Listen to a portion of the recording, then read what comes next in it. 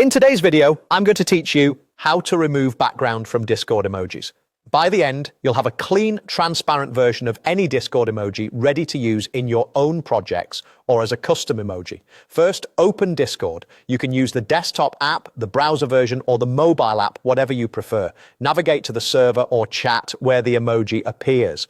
It helps to view a message where the emoji is clearly visible so you can access the original image. Next, click the emoji and download it. On desktop, clicking the emoji typically opens a larger version in a small preview. From there, you can right-click and choose Save Image as to store it on your computer.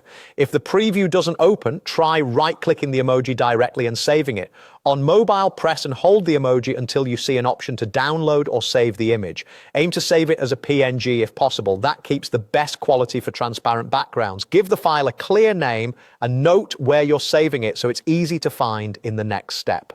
Now open your browser and go to the Remove BG website. This tool automatically cuts out backgrounds with one click and is perfect for simple, flat images like emojis.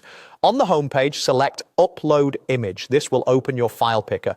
Navigate to the folder where you saved the emoji and select it. As soon as you upload, Remove BG will process the image and remove the background automatically. You'll see a preview with the background gone, replaced by a checkerboard pattern indicating transparency. If the result looks good, download the processed image. Choose PNG to preserve transparency. The standard download is usually more than enough for emojis. The higher resolution option may require an account. If you notice a small halo or a bit of background left, you can use the built-in edit tool on the site to erase or restore edges, then download again. At this point, you've got a clean, transparent emoji. You can re-upload it to Discord as a custom emoji if you have the right server permissions, use it in graphics or overlays, or drop it into messages that support image uploads.